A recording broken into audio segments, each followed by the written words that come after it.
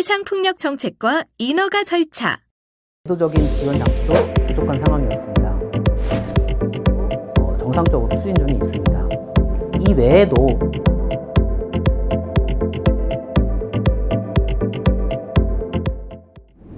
네, 안녕하세요. 한국에너지공단의 김민수 팀장입니다. 오늘은 해상풍력의 정책 방향에 대해서 살펴보도록 하겠습니다.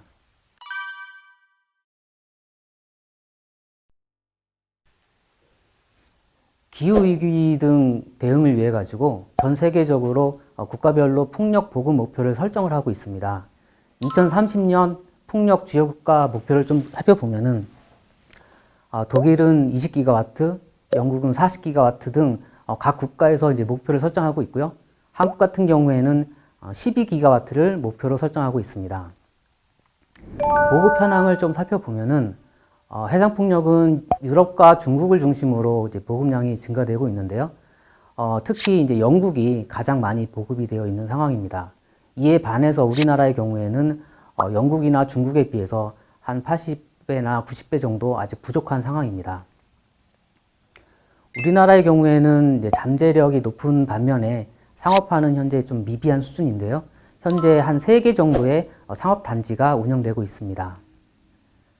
풍황 자원을 살펴보면은 통상적으로 경제성이 확보되는 풍속이 약 6m/s 정도로 알려져 있는데 우리나라 해역을 살펴보면은 상당 부분 개발이 가능합니다. 그런데 이제 유럽에 비해서는 풍속은 좀 낮은 편이고요. 다만 이런 이제 개발은 가능하지만 인허가라든가 이제 어업 활동에 지장을 주는 그런 문제 때문에 실제적인 시장 잠재량은 약 41기가와트 수준입니다. 전 해역을 좀 살펴보면은 통상적으로는 해안에 가까운 것보다는 멀리 갈수록 바람이 좀 좋아지고 있고요. 우리나라 같은 경우에는 제주 지역이 가장 바람이 좋게 나타나고 있습니다.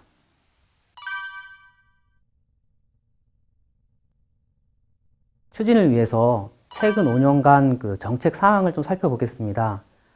2017년 말에 재생에너지 3020 이행 계획을 발표했는데 이 계획에 따르면은 2030년까지 재생에너지 발전량 비중을 20% 달성하겠다는 게 목표로 제시되어 있습니다.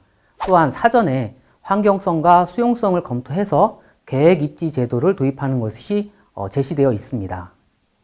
2019년에는 관련 산업 경쟁력을 강화하기 위해서 핵심 부품 국산화와 초대형 터빈 개발하는 방안이 제시되었습니다. 이후 19년도 하반기에는 육상풍력에 대해서 활성화 방안이 나왔고 이 내용에 따르면은 입지 컨설팅이라든가 또는 입지 지도를 마련을 하고 풍력발전 추진 지원단을 신설을 해서 사업 전과정 1:1 밀착 지원을 하도록 하고 있습니다.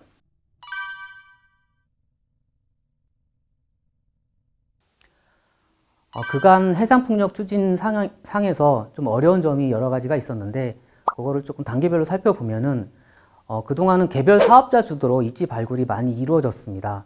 그러다 보니까 사업자와 주민, 지자체 간 사전 협의가 좀 소홀했었고요. 이런 소홀한 문제 때문에 주민 수용성 확보 측면에서 조금 어려운 점이 있었습니다.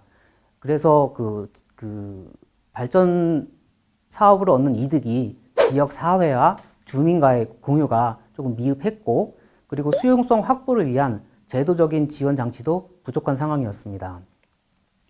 인허가 단계를 살펴보면은 복잡하고 다양한 인허가 체계가 있어가지고 사업자들이 추진하는데 조금 애로사항이 있었고 특히 주요 인허가권자인 지자체가 적극적으로 참여할 요인이 부족한 상황이었습니다.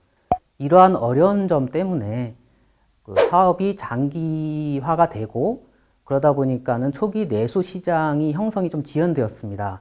이런 와중에 풍력 관련 기업들이 철수하고 지금 현재로는 산업 생태계가 악화되는 이런 악순환이 좀 우려되는 상황입니다.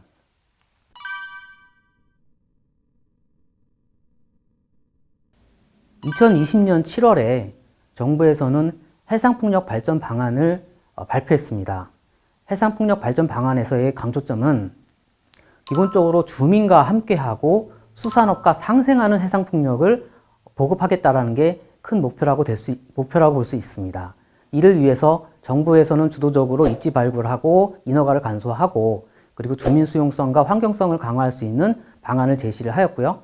그리고 대규모 프로젝트하고 연계해서 산업 경쟁력 강화 방안을 제시를 하였습니다.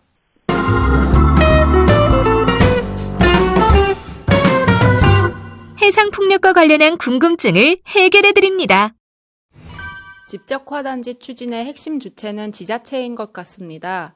지자체가 해야 할 역할은 구체적으로 무엇인가요?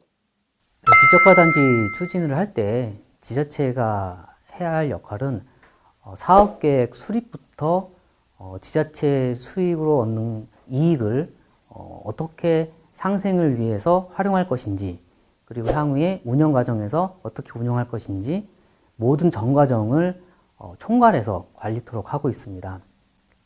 특히 지자체는 그 민간협의회 운영을 의무적으로 해야 되고요.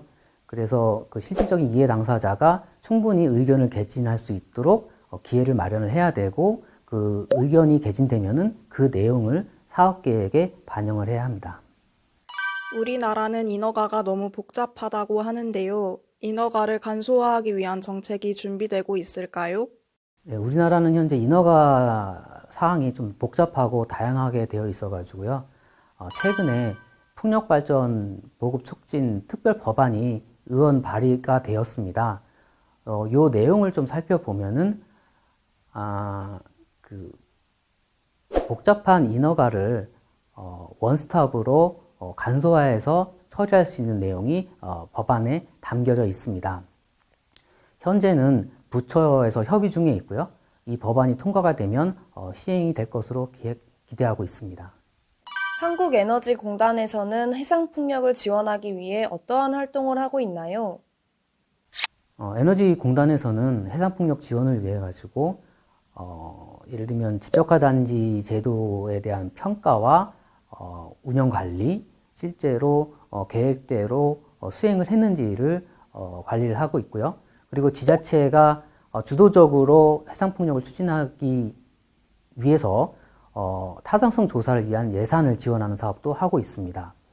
또한 풍력발전 추진 지원단을 활용을 해서 1:1 밀착 지원도 병행하고 있습니다. 마지막으로 관련된 산업 육성을 위해서 인프라 구축 사업을 지원하고 있습니다. 이제까지 해상풍력에 대한 우리나라의 정책 방향에 대해서 간략히 학습하는 시간을 가졌습니다.